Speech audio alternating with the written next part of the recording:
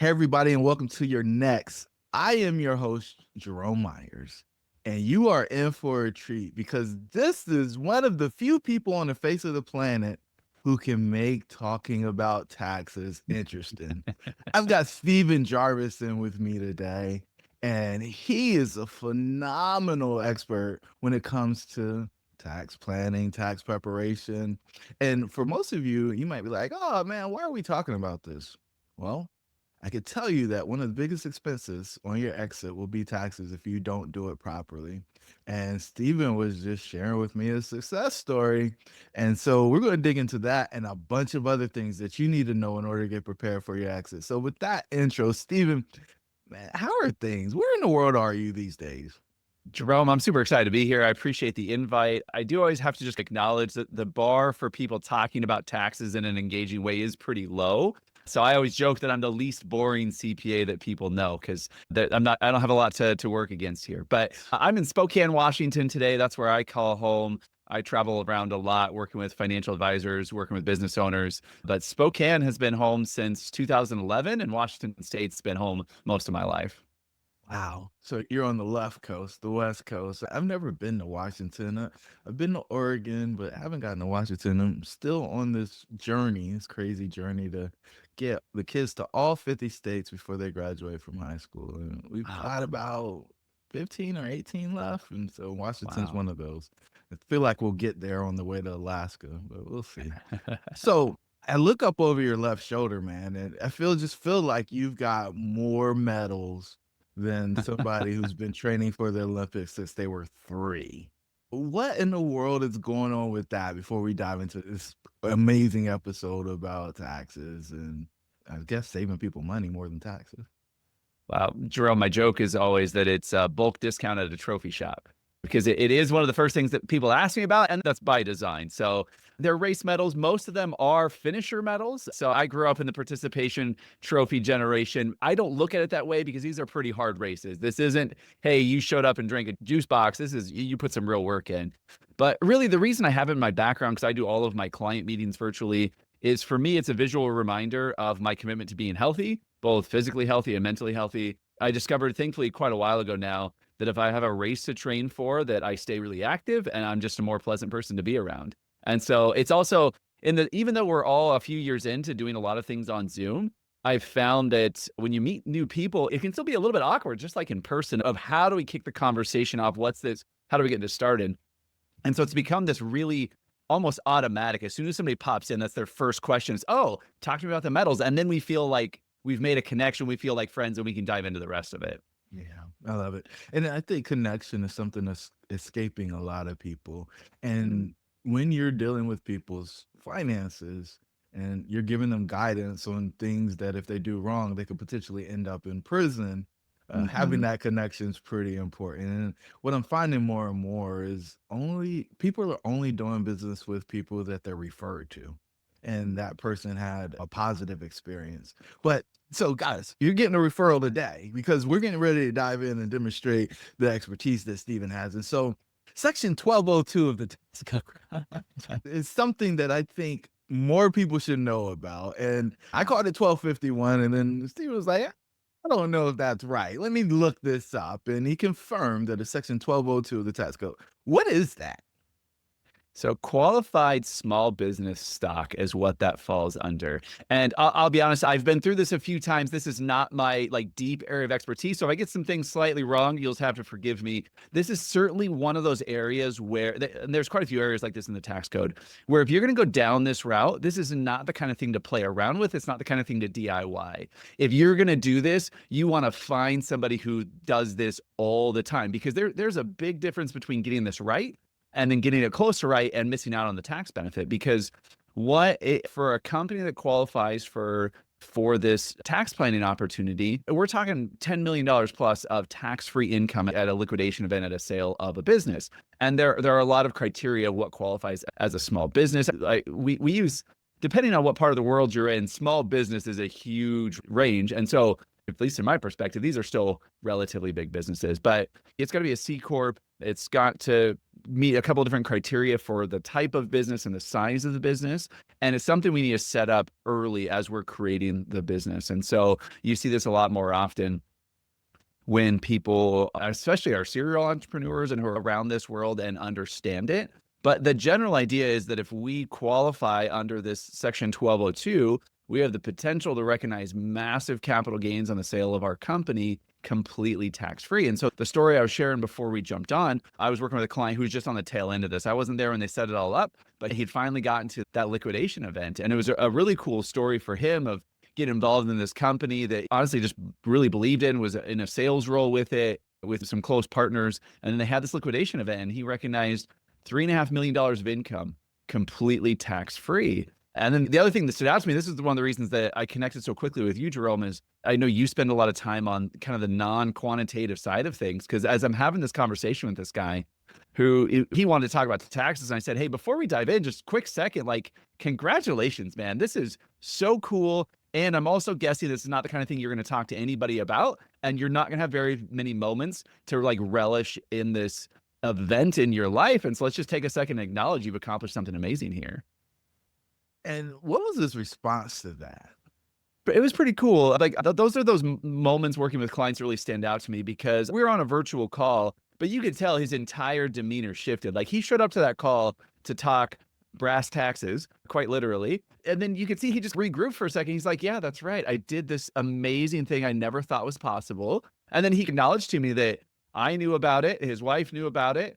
His business partners knew about it, and an attorney knew about it. And he was never going to tell anybody else in his entire life, because how's that conversation go? Like with your friends down the street, you're like, oh, by the way, Jerome, like, I don't know what you did last weekend. I just got a $3.5 million check I don't have to pay taxes on. Like, how was your day? Like that's not a conversation anybody has. But shouldn't it be? The taboo of talking about money is the thing that I think is keeping the uninitiated poor. And so, because let's talk about it, had it gone the other way. So let's say he Yeah. wasn't in a C corp. Let's say that he stayed at LLC. How much would he have paid in taxes, or how much would have he lost out of his pocket in just federal taxes? We haven't even gotten to the state.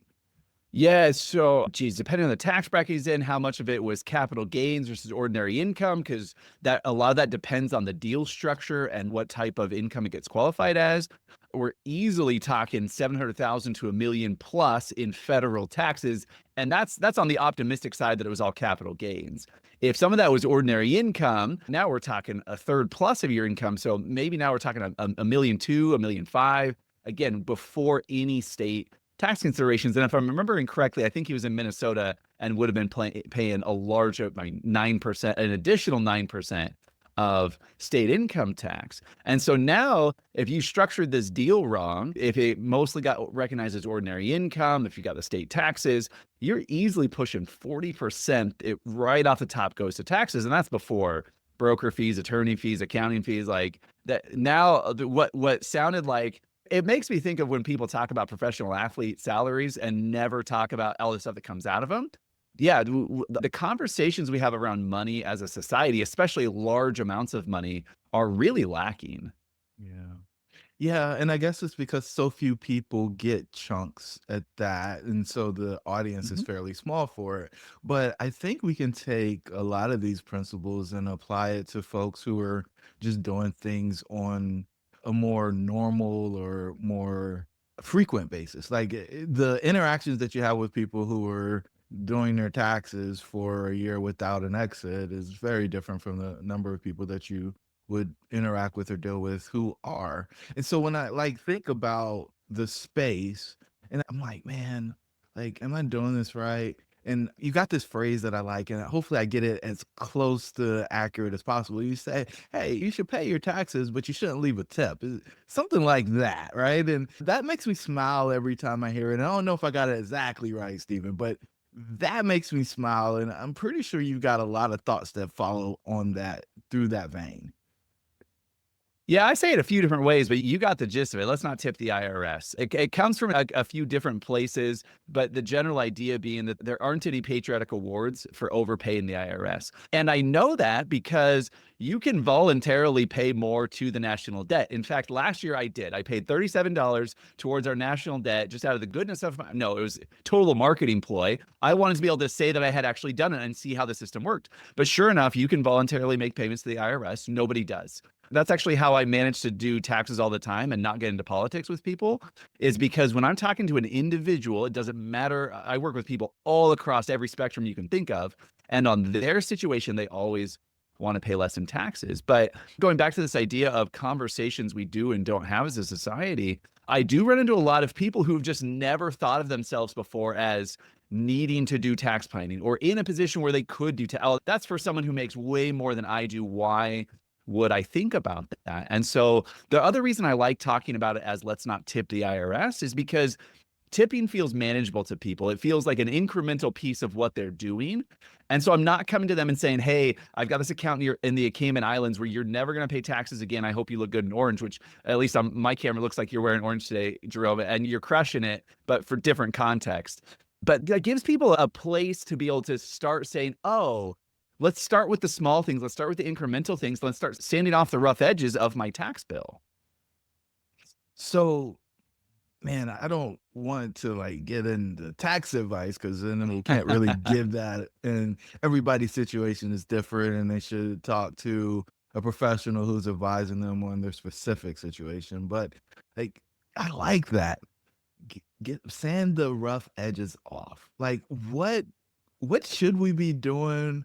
What are some mistakes people are commonly making? Like, let's help the people who we've talked about the people who are exiting. It's just a structure thing that can change. And I'm not really good at math, but it sounds like save 30% in taxes if you're in the right structure and you hit the other qualifications necessary in order to qualify for that exclusion.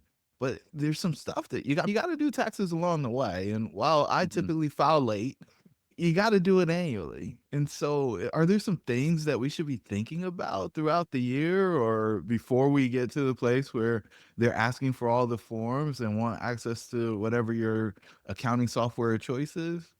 Yeah, the best way to get ahead on tax is to be thinking about this long term. So it's just not just that we think about it throughout the year, it's that we think about it every year. And that doesn't need to consume our lives. We need to have a place where we're intentionally thinking about it. One of the things I've found is that, and I think social media is a big disservice to us on this topic, everybody wants to hit grand slams, right? And so they hear these tax strategies where, oh, well, I'm going to become a real estate professional and I'm going to never pay taxes again. And there are great opportunities for tax planning within real estate, but it's not this automatic check the box, I can do that and never pay taxes again. But that becomes the anchor for tax planning is people think, well, if I can't save tens of thousands, hundreds of thousands, millions of dollars in taxes, why even try? And so the exercise I walk people through is, hey, most likely, if you're lucky, you're going to pay taxes for 50 plus years. Like, let's hope that you pay taxes for 50 plus years. I hope you're around and making money that long. So instead of looking at this year and saying, you know what, it's not worth it to put $8,000 in my HSA because I'm only going to save $2,000 in taxes. Okay, great. But what if we did that for the next 50 years? Now we saved $100,000 in taxes, and it really didn't take that much time. And that's not counting the compounding effect of something growing tax-free that it can inside of an HSA. Same with funding our retirement accounts with whether it's pre-tax or Roth dollars. Same with making sure we're actually taking advantage as a business owner of what seem like small tax planning strategies available to us every year. In that 1 year, it might feel like, Steven, I'm not going to take the time to track my mileage. It's not going to make that big of a difference. Okay, well, why don't you take an extra hour this year, create a system for it, and then save that money every single year into the future? And so when we start looking about it, not just at this year, but 10 years, 20 years, 50 years, great. If 20 years from now, you could look back and say, dang, I saved $250,000 of taxes over the last 10 years. All of a sudden that becomes much more motivational. And where it becomes even more impactful is then when we tie that to a goal of not just, hey, I'm going to stick it to Uncle Sam, but Jerome, what would you do with that $250,000 if it didn't go to taxes? And then people's eyes start really lighting up and you can see the wheels turning of, oh, okay, now I see why this is important. So this is an aggregate conversation and not just annual current use. I gotta write a check type thing, or I'm avoiding an expense type thing. This is over the course of your life, taxes can erode away your wealth in a very impactful way if you're not careful. Yeah, absolutely. If we can look long term, we're going to make much better decisions. And it's so much more exciting to talk about those like one-off things or the big wins, but for most of us that's not what we're going to be doing every single year. And rather than only wait for the big win, just like the medals on my wall, it's about consistency over time. It's I don't have one giant trophy. I've got all these things I've done over time that have allowed me to live a much healthier, higher quality life. Now, is did this lead you into starting retirement tax services, or was there something else that was the impetus for that? Because this consistency over time is the reason why people get to retire, because most people don't have a windfall. Like they just kind of Hmm. a chunk at a time, a little bit at a Yep. time, year over year, it builds up, and then they're free unless they have the liquidity event from the company. Well, and even for business owners who have a liquidity event, it still is kind of the same general concept because a lot of business owners I work with will invest everything in their business in lieu of funding a retirement account or a 401k or anything like that because they're so committed to what they're doing. And so it feels like it happened all at once, but it was still their consistent effort over time that built that value. So it's still a very similar concept. But your question was, why did I start retirement tax services? And before I started my own company, I'm a CPA. I was doing stereotypical CPA things. I was working at big national accounting firms. I was on the partner track because that's what everyone told me I should do. And then I got to the meeting with the chairman of the board of a firm that had 8,000 employees to literally check the last box on, hey, you're going to be a partner. And I got to that meeting and I quit, which was not what I expected. And it was not what he expected. It was a very uncomfortable conversation. Great guy who's very supportive about it, just really caught him off guard. I really, actually, in hindsight, I really appreciate how he navigated that. But there's a couple of things that really led me to going from this very stable, secure employee role to starting a company. But one of the biggest things was in that big accounting world, I didn't feel like I was seeing the direct impact that my work was having. I would get drowned in these massive projects that when we get to the end of it, I would have this kind of just nagging feeling of, well, did anybody really care? Did I make a difference on anybody that I can name? And so I just because I know a lot of financial advisors and I grew up around that industry a bit, I had this opportunity to shift focus, which required me to start a company and really build this resource and to work alongside financial advisors with their clients. And now I spend all of my time seeing the direct impact I have on people. And that's so much more rewarding for what I get to do in life. What happened? Because most people don't think, am I making an impact? They're thinking, how is this impacting my account? Right? Mhm. Like there's usually an event that causes people to think about purpose, fulfillment, impact. What happened?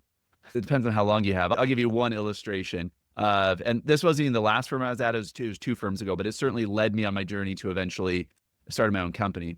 At the time, I was working for a very large firm. We did a lot of work with publicly traded companies.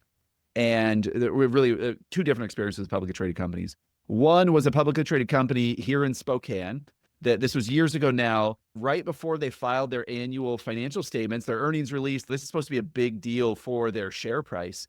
They had to release this announcement that said, hey, we screwed up. We've been misstating our revenue for years. We're going to have to restate our revenue and it's going to revise all of our numbers down. All of that revenue we told you about, some of it's going to go away. And as a CPA, I was like, oh, geez, like this is terrible. This company's going under. Like this is going to be this awful, dramatic shift. And over the next like 7 or 8 months while they tried to sort all this out, and they basically just kept telling the public, yeah, we don't know yet, their stock price just kept going up because no one cared. They cared about what they were continuing to produce. They didn't care about this document that I was helping them sort out. And it just blew my mind because the millions of dollars and thousands of hours that went into sorting out this issue, it felt like nobody cared. And then even more directly, I happened to be involved with, and I got pulled into this project. It was not one I volunteered for, but I got involved in a publicly traded company that you can go back and look this up. If I get this right, they were the first pharmaceutical company to have an executive go to prison over the opioid epidemic. And when I got involved, they were already midstream in all this. They already had a $500 million judgment against them from the Department of Justice. They just had bonkers things going on, like things I didn't, it's like, well, am I in the middle of a movie is really what it felt like. But again, the company was spending hundreds of thousands, if not millions of dollars on this type of accounting work. We were spending, I was traveling all the time to deal with this. I was working insane hours. And at the end of the day, we weren't helping the people who were impacted by the opioid epidemic. We were sorting out paperwork. Like this didn't change anyone's life. And so it's one of those things that's like, geez, I'm putting all of my time and energy I'm taking time away from my family into what? Like, what can I point to other than, yes, I kept getting a paycheck and my paychecks kept getting bigger, but like, what am I doing here? And so the last firm I worked at where I was about to become a partner, I had a much better experience there. They weren't doing any SEC work, but it still had opened this part of my mind that was, okay, I'm still doing work where all this stuff gets done, I get a paycheck, but who did it help? And so shifting to working with business owners and individuals and financial advisors, and now like getting to hear stories. We're a couple years into running events for financial advisors. I'm a few years into doing my own podcast. Like I get to hear from people all the time who send me messages and say, Steven, here's how you impacted my life. Thank you so much. Like that's amazing. When you can get close to the person, the end user, it makes all the difference in the world. And I asked what happened because I remember figuring out how to help people make more money and then seeing them still have the void and still feel empty and still have the gap. And it's like, well, what's the point? Like, because yeah, you can buy another Lamborghini, but like you still don't feel good about yourself. You don't feel like you're making a difference. And so you mentioned a couple of things, right? Like you're a wealth of knowledge and you share that freely. So can we talk about the podcast a little bit? Tell them a little bit about Retirement Tax Services podcast. Yeah, so the Retirement Tax Services podcast started in early 2021. Not something you think you're going to do as a CPA. That's not like part of the normal career trajectory, but it's been a lot of fun. We're almost 250 episodes in. We've got thousands of people listen to it every month. And I'm just talking about taxes every single week. Sometimes I have guests who can put a little bit different spin on it, but at the end of the day, we talk about taxes. And primarily I focus on speaking to financial advisors who are looking to do more for their clients on the tax topic. But when you dial into the right audience and the right topic and something you can really help people with, you get to see that impact. I've been at events before, Jerome, where I'll have somebody that will just come up to me and say, wait, do I recognize your voice? Which that's got to be the weirdest experience I've ever had, because again, I spent the early part of my career as a CPA in CPA land. Like you don't get well known for a podcast being a CPA. It's a weird deal. Yeah, when people listen to you on their drive or on their walk or whatever they're doing, you build a relationship and it's like, oh yeah, hey, that's Steven. What? I don't know what he looks like, but I do know what he sounds like, and I can hear him saying, "Don't tip the IRS." So you also mentioned events, and Mhm. I'm excited because we get to shake hands, and maybe there'll be some babies. We could kiss some babies together, man. Can we talk about the event that's coming up in the beginning of June? Yeah, absolutely. And one of my favorite things about events is that we get to pull people together in person, because while I run my company virtually, I have a podcast, I do lots of stuff on LinkedIn. You can follow me on LinkedIn. At the end of the day, I still love in-person connections. And so this event we're doing in June, it'll be in Atlanta. It'll be June 2nd through 4th. And it's going to be, I think we landed on calling it our M&A University. Really, what it's going to be about is helping business owners, specifically financial advisors, understand how they can increase their enterprise value, whether they're looking at a sale now or sometime in the future, and then understanding a lot of the things that go into both quantitatively and qualitatively what goes into exiting a company, which why we're super excited that you were so willing to come and participate and speak more to that qualitative side for us. But yeah, I love any chance I get to meet people in person and make these connections. And so we're looking for business owners, but particularly financial advisors to come in and learn more about getting exit ready. And Yeah. for most people, and I appreciate you talking about the qualitative piece of the exit. Most people only want to talk about the quantitative. And I think for you, like that would align with your professional designations. But you understand that it's more than just the money. You understand that there's more to the experience. And I don't actually know what the impetus is that. Is it just being a human being, or did you see people go through it? Like, because your question to the guy that you were talking to early on, Mhm. who was having the exit and wasn't going to tell anybody the big secret, isn't something that most people would do. And so, did you have a personal experience that made you understand that there's some difficulty and sometimes shame and guilt associated with exes? There's not a singular event that comes to mind. I think some of it might be how much I naturally spend on the quantitative, how numbers oriented I am, and the sheer volume of number related conversations I've had that over time I just realized that if you only make it a math conversation, most people don't care. Like there's a few nerds out there like me who are like, yeah, math all day. And to be clear, like I'm not even good at complicated math. I'm just really good at the basic stuff. But for most people, the math isn't enough. Think about the decisions we make in life. Whoever's psychological model you want to follow, for the most part, as humans, we make emotional decisions and then justify them objectively.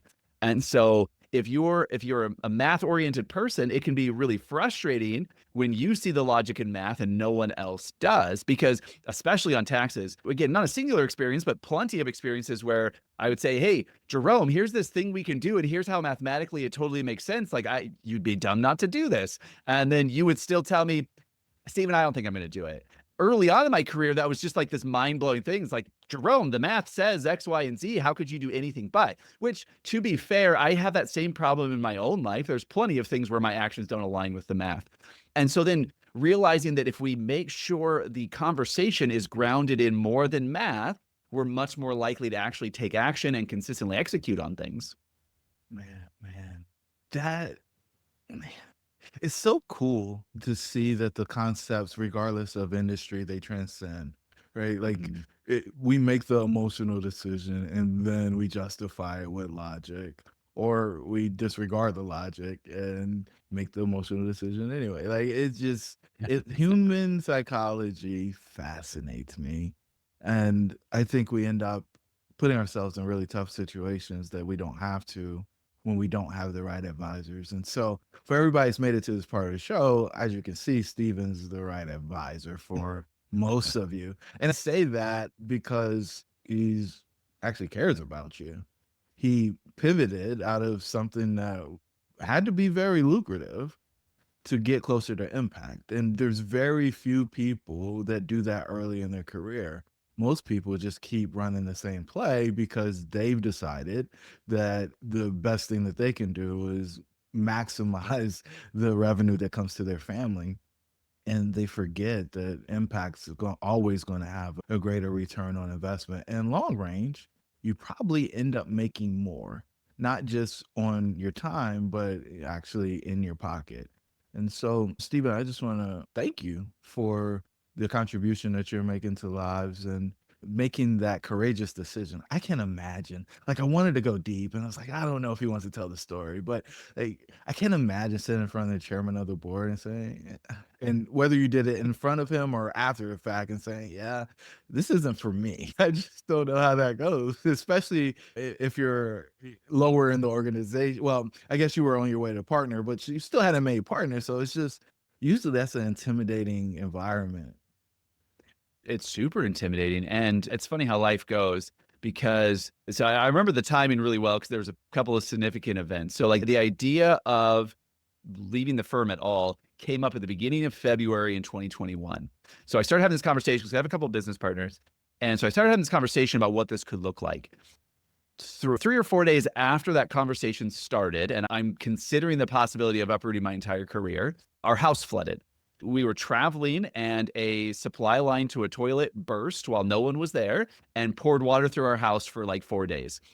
And so my immediate reaction when I found out, because I was out of town, I have to drive home. I've got this 5 hour drive back to my house knowing my house is destroyed. And my immediate thought was, put all this other stuff on hold. Like, I can't do this big thing in the middle of some other big thing. Like that's unfair to my family. Like, I just went down this whole spiral. And but by the time I got to my house, I said, hey, there's never going to be a perfect time to do anything. And so either I can set this aside and say, hey, I was excited about this and interested in this and something I want to explore, or it's not. My house flooding has nothing to do with that. And then, but what just added to the challenge here. So then my house floods. I'm still at this other firm. The firm I was at was, they were amazing. They were so compassionate, empathetic. Everybody I was working with was bringing us gifts for my kids because we were living in hotels. So here, this group of people I've been working with for a couple of years who have mentored me, who have helped me progress my career, and are taking care of my family. And then I still, at the end of that month, walked into his office. I walked into his office. He came around from behind his desk. He just lights up. He's so excited I'm there to talk about becoming partner. And I said, "Hey, Scott, this conversation's not going the way that either of us expected." And then we went from there. And Jerome, I'll be totally honest, even walking into his office, like my office is only 2 doors down from his. Even like those 2 doors I had to walk, I was still only mostly sure I was going to do it. I was terrified. In part because I had so much respect for him and just what had gone on. In part because I was scared to change all of this on my family. But up until I actually said the words to him, "Yep, I'm out," like I wasn't entirely sure it was going to come out of my mouth. That is awesome. It's awesome. And like, it's awesome on so many different levels. I often talk about taking the red pill, and that is one of those moments where you pop the pill and you are on the way out. This is the point of no return. It's got to happen. I'm fully committed. I've got a vision for something different. And many people use their family as an excuse why they can't do something. Mhm. That immediately goes to why I have to do it. And you start layering on all of the different variables and components associated with this choice and the implications on the backside and some of the stuff I call collateral damage, because you can't see everything before you make the decision. But when those consequences do show up, it's part of it. And, you have to manage it and mitigate it. And people may have to adjust in ways that you didn't anticipate. And for the founder, for the entrepreneur, if you're not willing to step into that, if you're not willing to manage that, then you should stay an employee, because it is part of the journey. It's a necessary part. And when you look up and you see somebody get a 7, 8, 9, or 10-figure exit, and you're like, man, it must be nice. You don't know what they went through to get there. And you weren't even willing to go through step one because you saw something that looked like work and didn't realize it was truly an opportunity, man. So thank you for sharing that. That made my day right there. That's awesome. Again, it's one of those, similar to the client I was sharing that experience with. It's one of those stories that I don't tell real often, not because I'm ashamed of it or I'm trying to hide it. It's just there's not a lot of people who can appreciate it or who understand enough to want to ask the further questions. And so it was definitely a pivotal moment in my life. All right. So we're going to link up the event. We've got advisors that check out the episodes. So you'll be able to register for the M&A University event. That's going to happen the first couple of days of June. I think it's June 2nd through June 4th. I'm speaking. We'll be in Atlanta, Georgia. We're going to have a whole lot of fun. Any other speakers you're willing to share that people might know about? So I'll definitely be speaking. My brother and business partner, Matthew Jarvis, will be speaking. He's recently gone through an exit himself, so speaking from firsthand experience. Another good friend and business partner, Micah Shalansky, who's been a longtime entrepreneur and business owner. We have a great attorney that's coming, Richard Chen, who's going to be speaking. We're co-hosting the event with our friends over at JPTD Partners, Ted Jenkin and the whole crew over there. They do a ton of work in this space. So yes, we have an incredible lineup of speakers. It's going to be a really great event. Again, we're focused on working with financial advisors just because that's who we know, that's the language we speak. But I know you talk about this all the time. There's so many overlaps across different industries. It's not that we think financial advisors are unique, special snowflakes. It's just we connect with them really well. So we're going to have an incredible event, talk a lot about increase in enterprise value, about what that exit looks like, what that post-exit looks like. I'm super excited for it. This is exciting. It's exciting for me. It should be exciting for you guys. And I know it's exciting for Steven. Steven, I like to wrap the episodes with one question. And that question is, we covered a ton of ground from your personal journey through the impacts that having the wrong structure of your business when you exit have, to some thoughts on comprehensive tax strategy and how the aggregates of the savings can lead to massive returns. What's the one thing you want the listeners to take away from this episode? I'm laughing because I don't know if it's specific to this episode or just in life, but I think it applies to what we're talking about as well. the further I get into all this, the more and more convinced I am that consistency and discipline is all that counts. Like there's so much in life that comes at us. There's so much that's going to change. There's so much that's out of our control. You can't pick your motivation on a given day. You can't pick your emotions. There's so much outside of our control. But whether we're talking about tax planning, something rather objective, consistency and discipline, that's what counts. But more broadly in life, like those are the things that you can keep doing and you can keep showing up. Haven't always been great at that in my life, but it's one of those things I always come back to. If something doesn't feel like it's going quite the way I want it to, I start looking at what are those things I used to do really consistently with a great deal of discipline and which ones have slipped. And I can almost always quickly find things where it's like, oh, that's what I need to go back to. Yeah. Back to basics, man. Consistency and discipline. Those two things combined to me are what make resilience. And I think that's what every founder needs if they're going to navigate this journey and get to their liquidity event and do all of the amazing things that we know are possible and available for founders. So, Steven, thank you again for delivering so much value on this episode. Look forward to seeing you in a couple of months and talking in the meantime. To the listeners, your dreams should be real. We'll catch you on the next episode.